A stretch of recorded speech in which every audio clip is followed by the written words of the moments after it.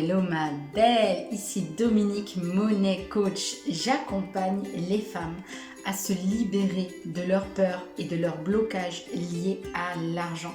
Je leur permets de retrouver autonomie, confort de vie et de se libérer de la charge mentale liée aux finances. Ensemble, on ouvre les champs des possibles, on laisse entrer la magie et l'abondance. Tout ça dans une approche holistique, spirituelle, mais aussi pratico-pratique. Alors si tu veux poursuivre ta quête à mes côtés, je t'invite à intégrer le groupe formidable Abondance Infinie dont tu vas trouver le lien dans la description. Alors j'espère que tu vas super bien, moi tu le vois, je suis en forme, je suis au taquet, je suis ravie de partager ce moment-là avec toi. J'ai des choses super intéressantes à te faire découvrir et j'espère vraiment en tout cas que ça va te plaire autant que moi ça m'a plu. Il s'agit d'un livre, j'ai envie de te faire une petite lecture aujourd'hui, qui s'appelle Le pouvoir financier des femmes. Alors je ne sais pas si tu vois le titre dans le bon sens, mais tu sais quoi, l'image parle d'elle-même. L'argent conditionne, j'adore. Alors, c'est un livre qui a été coécrit par Marilyn Leprince et Marcel Delafaye. Deux femmes formidables et beaucoup d'autres femmes formidables à l'intérieur de ce livre, parce que notamment, il y a beaucoup de personnes qui ont participé et qui ont apporté leur touche, et c'est juste génial. Alors, je vais te partager ce petit chapitre. T'es prête? On y va. L'argent, une essence féminine. J'adore! Comment en sommes-nous arrivés à avoir envie d'écrire Attends, je recommence. On fait comme si j'ai rien dit. Comment en sommes-nous arrivés à avoir envie d'écrire sur le lien entre les femmes et l'argent? Quel lien y a-t-il entre l'argent, le féminin et la place des femmes? Comment se fait-il qu'aujourd'hui, au XXIe siècle, l'argent soit encore un tabou pour beaucoup, un problème pour tant de personnes et en particulier pour les femmes, alors que l'argent est une essence féminine à l'origine? Cette affirmation risque de choquer ou d'interpeller un certain nombre de personnes. En effet, en français, argent est un nom masculin. Mais toutes les langues n'ont pas forcément des noms avec des genres. Et le terme money, équivalent anglais, n'est ni masculin ni féminin. Et pourtant, je l'affirme, l'argent est une essence féminine. L'origine du monde ou le mythe de Gaïa. On va partir dans les origines, tu vas voir, c'est fantastique. Le mythe de Gaïa est présenté dans la Thégonie, j'espère que je le dis bien, d'Hésiode, un ensemble de récits mythiques fondateurs qui cherchent à expliquer la création du monde. Au départ était chaos, l'espace immense et ténébreux. Puis naquit Gaïa, au large flanc, la terre, puis Eros, l'amour. Gaïa s'ennuyait seule, aussi elle engendra, sans aucun élément mâle, Ouranos, le ciel qui la recouvre, son égal en grandeur. Puis elle donna naissance aux montagnes, Ouréa, puis à Pontos, le flot marin stérile. Une des versions grecques raconte qu'Ouranos regardait tendrement Gaïa, qu'il fit descendre sur ses fentes secrètes une pluie fertile, et qu'ainsi elle donna naissance à l'herbe, aux fleurs, aux arbres et à tous les animaux et oiseaux qui convenaient à chacun. Cette même pluie fit couler les rivières et remplit d'eau tous les creux, et c'est ainsi que les lacs et les mers furent créés. Pour peupler le monde, Gaïa va s'unir au ciel, Ouranos, et enfanter les cyclopes, les hécatonchiens. Je ne sais pas du tout si ça se dit comme ça. Les titans et les titanides, c'est plus facile à dire. Je ne détaillerai pas plus ici le récit. Ce qu'il est important de retenir, c'est que Gaïa est la personnification de la terre. Elle est le principe d'où sont sorties toutes choses et a été vénérée par les anciens Grecs comme terre-mère dont la majesté s'imposait aux hommes, mais aussi aux dieux. Le dieu d'origine était donc non pas un dieu masculin, mais une déesse. Gaïa est une déesse primordiale identifiée à la déesse mère. Elle est l'ancêtre maternel de tous les dieux futurs. Et cet ancêtre, qui veut dire terre en grec, est ainsi une naissance maternelle et donc féminine. On associe souvent à la mythologie de puérils récits fantasmagoriques même si les Amérindiens considèrent les récits mythologiques comme bien réels. Pourtant, il semble que ces récits ancestraux aient eu pour but de nous transmettre des images qui modèlent les comportements et les émotions humains. C'est ce qu'on appelle des archétypes. Ces archétypes traversent le temps, l'espace et les cultures. Quel que soit le lieu, l'époque ou la culture dans laquelle vous vivez, ils sont à l'œuvre. Il est assez intéressant de voir que la déesse première Gaïa a vite été remisée au second plan, au profit de son époux et de sa descendance masculine. D'ailleurs, Dieu, dans notre langue, est même devenu un mot masculin.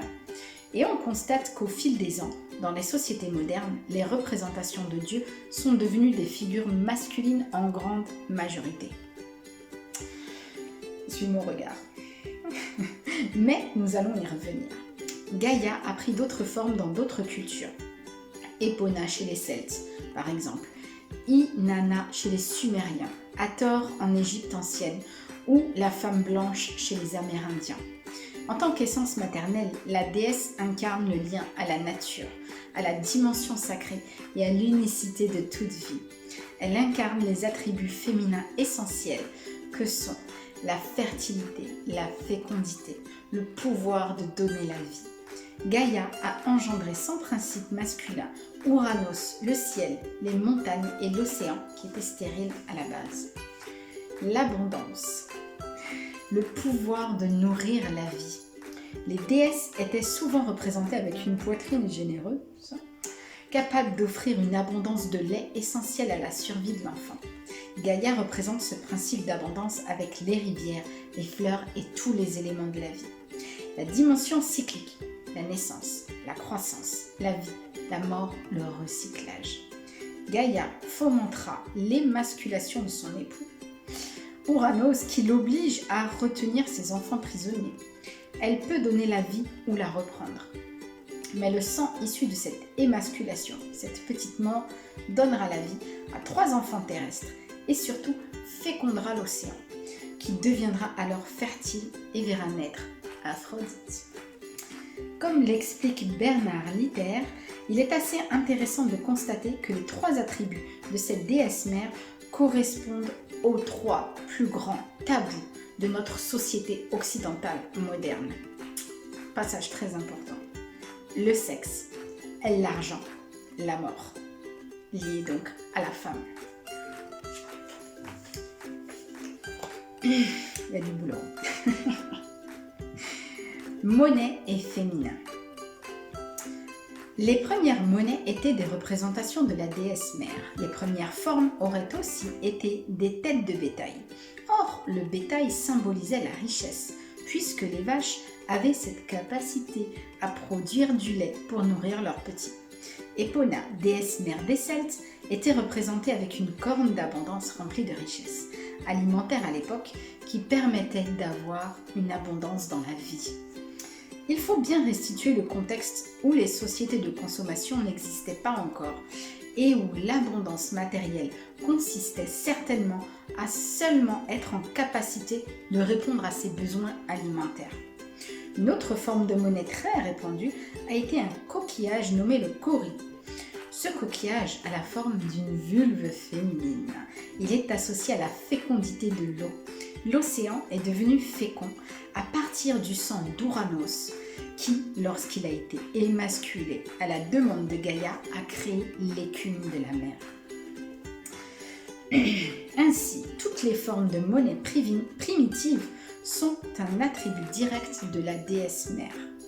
D'ailleurs, les monnaies primitives n'étaient pas réservées aux échanges commerciaux.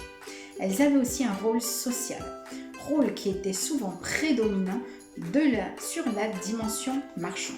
Par exemple, chez les Lélé, en République démocratique du Congo, la monnaie, qui était du textile, pouvait aussi renforcer et réparer les liens sociaux, payer des droits pour le mariage, payer des droits pour l'initiation religieuse ou encore pour réparer des blessures faites au combat. Le paiement des biens était fait en fonction marginale de la monnaie, qui était d'abord un moyen d'échange. Le rôle social surpassait largement le rôle économique qui lui était marginal. À l'origine, l'argent est un lien. Lorsqu'elle circule, la monnaie transporte des intentions, des accords. La monnaie est ce qui contrôle. Ah merde, c'est pas ce que je voulais dire. La monnaie, j'ai tout gâché. La monnaie est ce qui connecte et non ce qui contrôle. C'est mieux comme ça. La répression du féminin. Comme nous venons de le voir, les premières formes de monnaie ont fait leur apparition dans la préhistoire et furent toutes un attribut direct de l'archétype de la déesse mère. Cet archétype de la déesse mère qui était symbolisé par les monnaies, après avoir été reconnu pendant des millénaires, a connu ensuite une répression patriarcale. La cause de ce changement n'est aujourd'hui pas vraiment identifiée.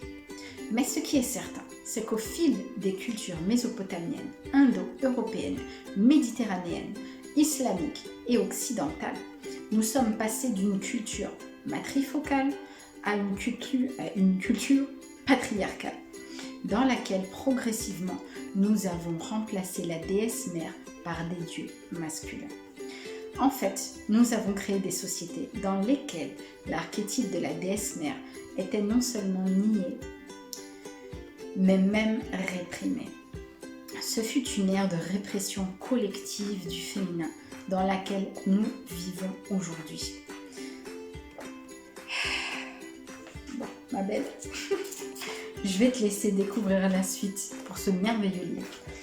Alors ça, c'est juste une partie en introduction.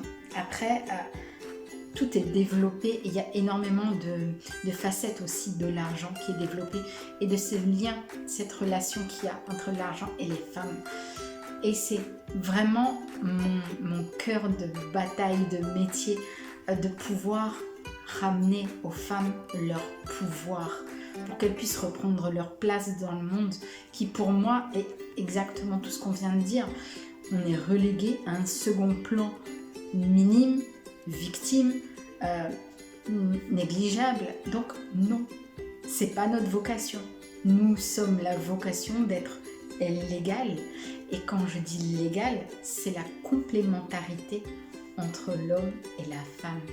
L'homme ne peut pas exister sans la femme ne peut pas exister sans l'homme. Nous sommes le jour, ils sont la nuit et inversement. Mais à force d'avoir privilégié une seule facette de cette identité, on arrive à une grosse merde. C'est mon avis. Et je suis sûre que c'est partagé par beaucoup de personnes. Donc, eh bien aujourd'hui, les temps vont changer. Alors si tu es prête, ma belle, comme je te l'ai dit, tu intègres le groupe Abondance Infinie et ensemble, on va pouvoir faire évoluer cette relation à l'argent, cette relation des femmes à l'argent. Et toi aussi, tu vas pouvoir accéder à l'abondance. Ok, ma belle? Je t'embrasse fort et je te souhaite une merveilleuse journée. Bye bye.